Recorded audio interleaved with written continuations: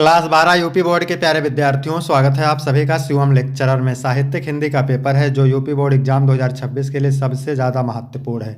मेरे प्यारे बच्चों, पूरा पेपर एकदम अच्छे से आंसर के साथ आपको बताने वाले हैं, तो आप लोग वीडियो को पूरा अंत तक देखिएगा। समय 3 घंटे 15 मिनट का होता है मेरे प्यारे बच्चों, और पूर्णांक होता है 100 का। यहाँ पर थोड़ा सा निर्देश देख लेते हैं। निर्देश में क्या है? प्रारंभ के 15 मिनट परीक्षार्थियों को प्रश्न पत्र पढ़ने के लिए निर्धारित है। इस प्रश्न पत्र में 2 खंड हैं। दोनों खंडों के सभी प्रश्नों के उत्तर देना अनिवार्य है।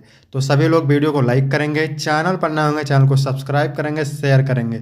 चलिए वीडियो को शुरू करते हैं। सबसे पहले खंड का, इसमें प्रश्न नंबर 1 का है मेरे प्यारे बच्चों, हिंदी का प्रथम मौलिक उपन्यास माना जाता है। त्यागपत्र को, परीक्षा गुरु को, तितली को, अपनी खबर को। तो हिंदी का प्रथम मौलिक उपन्यास माना जाता है परीक्षा गुरु को।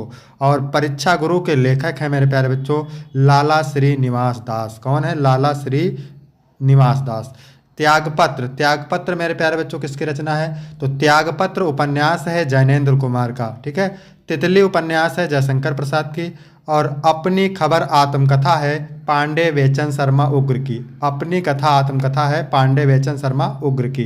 इसके बाद मेरे प्यारे बच्चों प्रश्न नंबर 1 का है, पद्मावत की संजीवनी व्याख्या किसकी रचना है? वासुदेव शरण अग्रवाल की, हजारी प्रसाद द्विवेदी की, हरिशंकर प्रसाई की, राम प्रसाद निरंजनी की।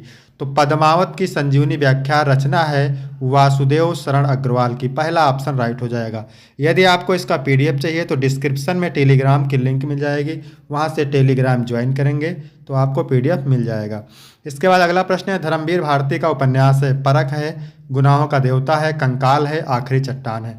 तो मेरे प्यारे बच्चों धर्मवीर भारती का उपन्यास है गुनाहों का देवता। दूसरा ऑप्शन बिल्कुल राइट हो जाएगा। ठीक है, दूसरा ऑप्शन राइट हो जाएगा। परख, परख मेरे प्यारे बच्चों उपन्यास है जैनेन्द्र कुमार का। ठीक है, परख उपन्यास जैनेन्द्र कुमार का है।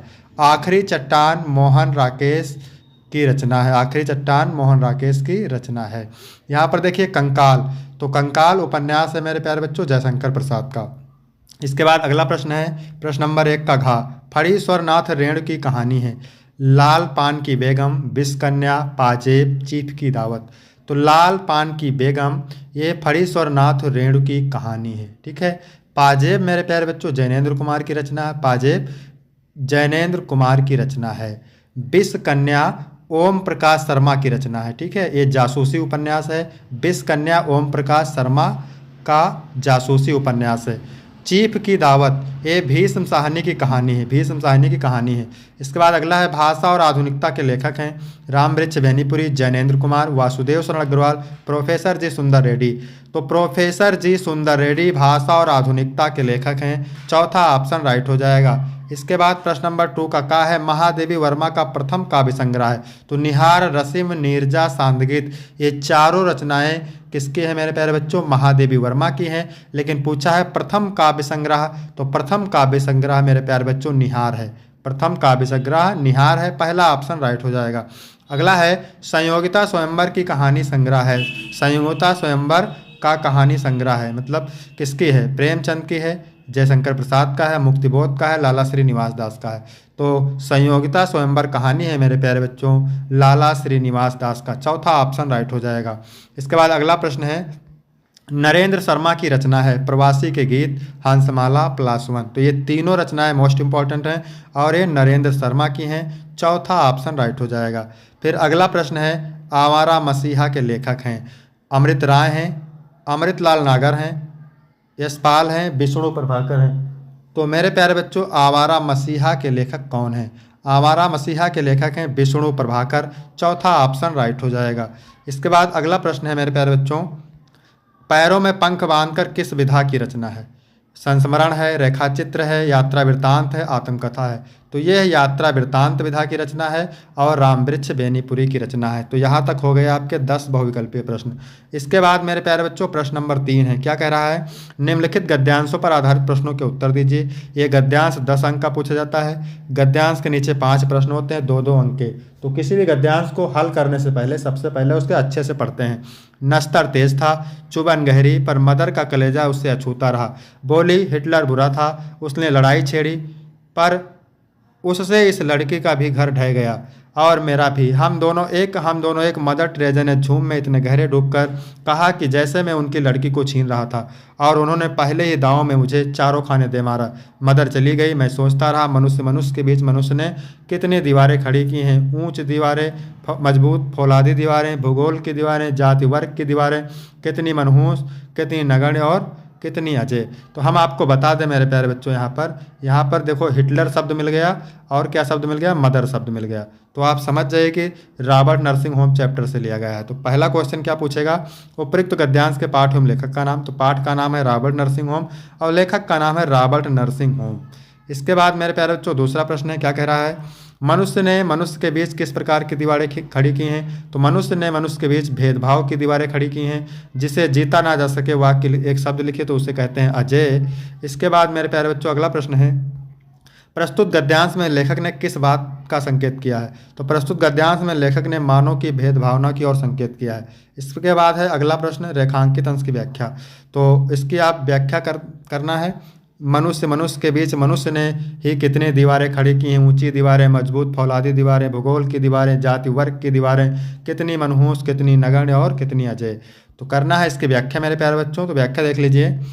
लेखक ने मदर टेरेसा से पूछा कि आप फ्रांस की और सिस्टर क्रिस्ट हेल्ड आपके शत्रु देश जर्मनी की, फिर भी आप उससे प्यार करती हैं। उत्तर में मदर टेरेसा ने कहा कि हम दोनों ईश्वर के लिए काम कर रहे हैं, इसलिए हम दोनों एक हैं।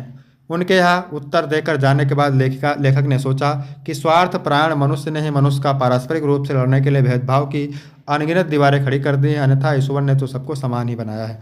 इसके बाद अथवा करके दिया है, क्योंकि दो पूछता है, आप चूज कर सकते हैं कौन सा आपको करना है। ठीक है, तो ये भी मोस्ट इंपॉर्टेंट है। नए शब्द, नए मुहावरे एवं नए रीतियों के प्रयोग से युक्त भाषा को व्यवहारिकता प्रदान करना ही भाषा में आधुनिकता लाना है। दूसरे शब्दों में केवल आधुनिक युगीन विचारधाराओं के अनुरूप नए शब्दों के गढ़ने मात्र से ही भाषा का विकास नहीं होता, वरन नए पारिभाषिक शब्दों को एवं नूतन शैली प्रणालियों को व्यवहार में लाना ही भाषा को आधुनिकता प्रदान करना है। तो जहाँ पर नए शब्दों की खोज हो जाए, नए मुहावरों की बात हो, ठीक है, और भाषा की बात हो, तो आप समझ जाइए भाषा और आधुनिकता नामक पाठ से लिया गया है और उसके लेखक प्रोफेसर जी सुंदर रेड्डी हैं। इसके लिए आपको 2 अंक मिलेगा, पहला क्वेश्चन। इसके बाद मेरे प्यारे बच्चों दूसरा प्रश्न क्या है, किसके गढ़ने मात्र से भाषा का विकास नहीं होता। तो आधुनिक युगीन विचारधाराओं के अनुरूप नए शब्दों के गढ़ने मात्र से भाषा का विकास नहीं होता। इसका उत्तर आपको आसानी से पैराग्राफ में मिल जाएगा। इसके बाद है उपयुक्त गद्यांश के माध्यम से लेखक ने कौन सी बात बताई है। उपयुक्त गद्यांश में लेखक ने भाषा को आधुनिक बनाने के उपाय बताए हैं। इसके बाद अगला प्रश्न है, किन चीज़ों को व्यवहार में लाना ही भाषा को आधुनिकता प्रदान करना है। तो नए पारिभाषिक शब्दों को एवं नूतन शैली प्रणालियों को व्यवहार में लाना ही भाषा को आधुनिकता प्रदान करना है। फिर है रेखांकित अंश की व्याख्या। तो यहाँ आप देख सकते हैं व्याख्या मेरे प्यारे बच्चों किसकी करना है, तो जिसकी रेखा खींची हुई है, नए शब्दों से लेकर के प्रदान करना, यहाँ तक कि आपको करना है व्याख्या। तो आप यहाँ देख सकते हैं व्याख्या इसकी, किसी भाषा में आधुनिकता का समावेश तभी हो सकता है जब उसमें नए नए जन प्रचलित शब्दों, मुहावरों, लोकोक्तियों को समाहित कर लिया जाए। इन बातों के समावेश से भाषा व्यवहारिक हो जाती है। इसके बाद चौथा प्रश्न है मेरे प्यारे बच्चों, निम्नलिखित पद्यांशों पर आधारित प्रश्नों के उत्तर दीजिए। ये 10 अंक का है। रोकह जो तो अमंगल होए, वो प्रेम नशे जो कहे पिए जाइए। ठीक है, तो नायिका का प्रियतम नायक परदेश जा रहा है, इसलिए नायिका अपने प्रियतम नायक से कहती है कि हे मेरे प्रियतम, यदि मैं आपको प्रदेश जाने के समय प्रदेश जाने से रोकती हूँ तो अमंगल हो जाएगा, क्योंकि उस समय ऐसी मानता है कि यदि जाने के समय रोक टोक होती है तो अमंगल हो जाता है। तो वो कहती है वो प्रेम नशे जो कहे पिए जाइए। यदि मैं आपसे यह कह दूँ कि प्रियतम आप चले जाइए तो प्रेम का अंत होता है। जो कहे जाओ ना तो प्रभुता, जो कुछ ना कहे तो सने सुनाइए। यदि मैं आपसे यह कह दूं कि हे मेरे प्रियतम आप मत जाइए तो यह एक आदेश के समान होगा। जो कुछ भी ना कहूँ तो प्रेम का अंत होगा। हरिश्चंद्र कहूँ तो मेरे बिन जिए ना, तो यह पति क्यों आइए।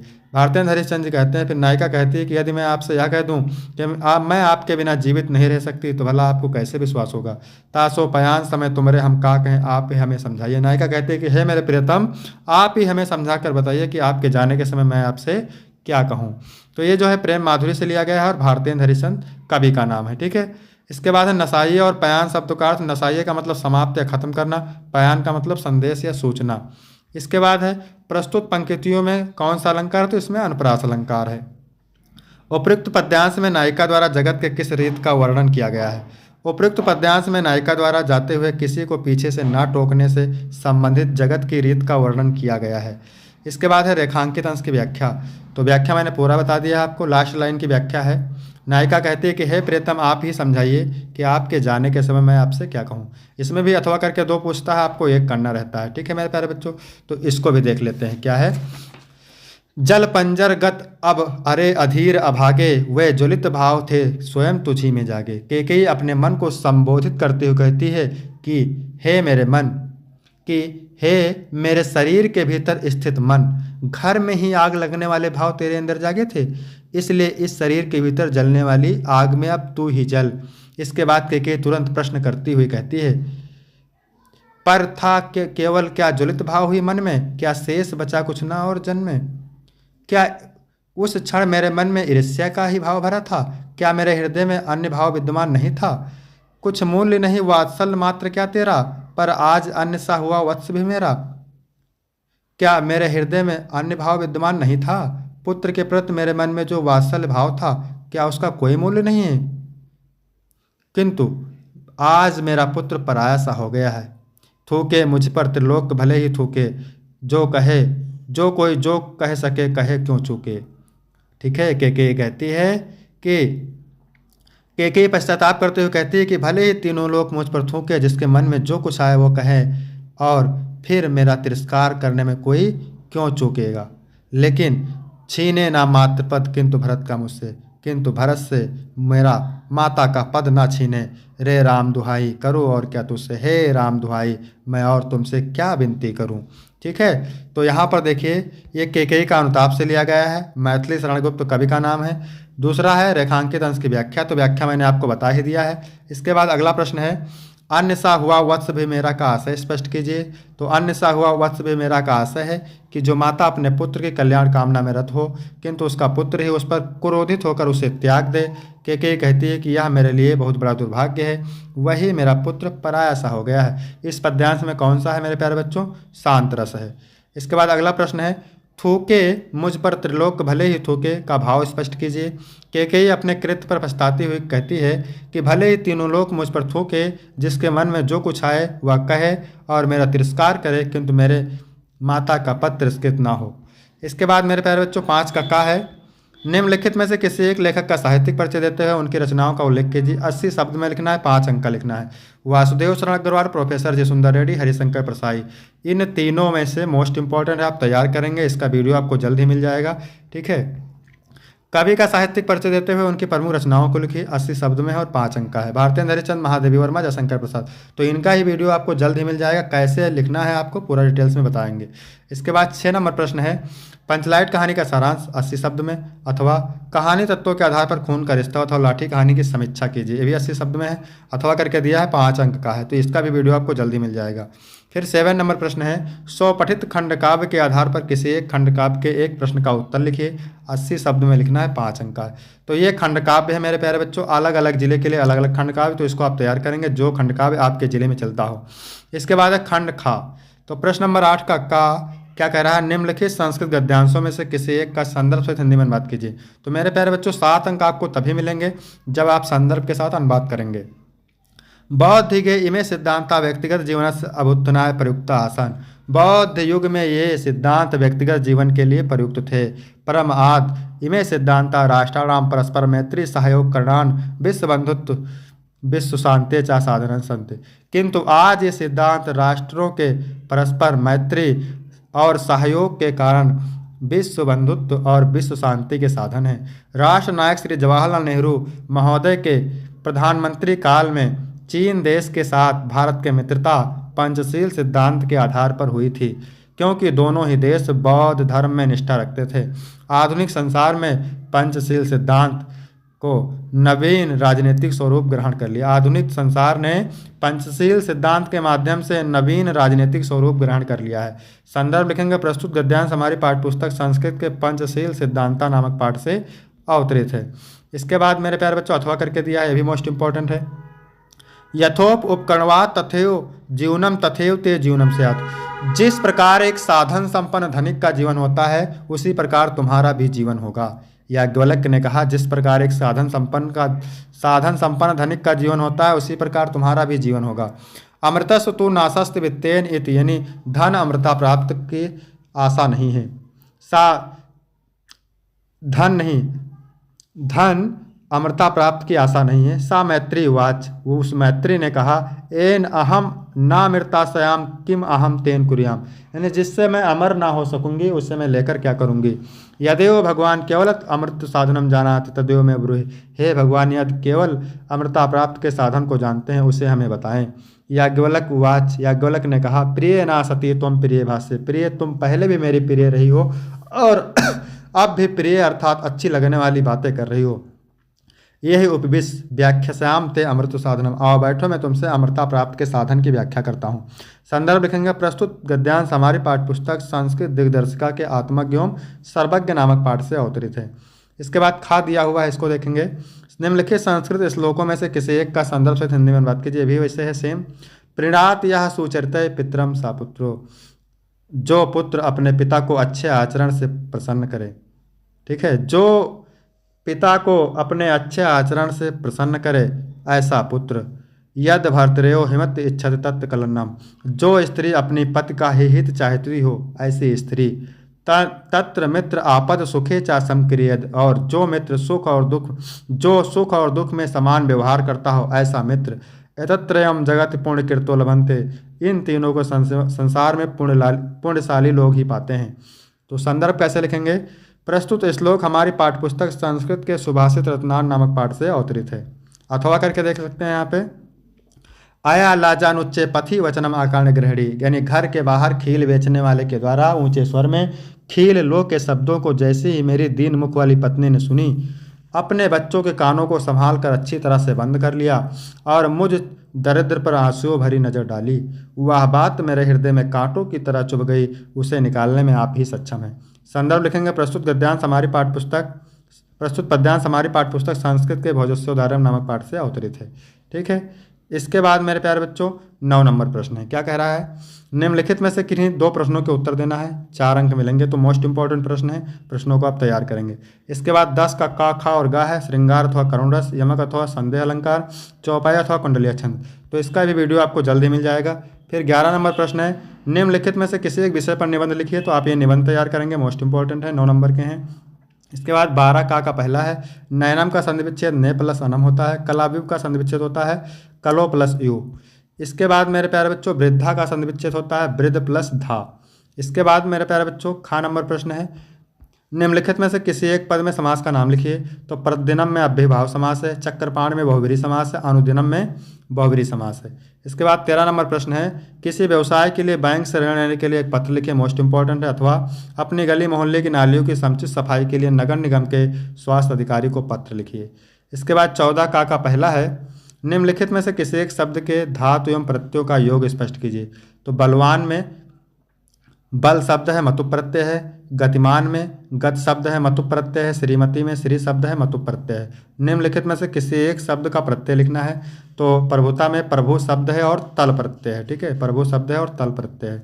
इसके बाद खा नंबर मेरे प्यारे बच्चों, रेखांकित पदों में से किसी एक पद में प्रयुक्त विभक्ति तथा संबंधित नियम का उल्लेख कीजिए। आकाशा छात्रे समम स्नात, छात्रे में तृतीय विभक्ति है। रामेण शाह, इसमें भी तृतीय विभक्ति है। और इसमें मेरे प्यारा जो प्रति शब्द आ गया है द्वितीय विभक्ति है। तो वीडियो कैसा लगा, वीडियो अच्छा लगा हो तो वीडियो को लाइक करेंगे, चैनल को सब्सक्राइब करेंगे। फिर मिलते हैं आपको अगली वीडियो में, तब तक के लिए जय हिंद जय भारत।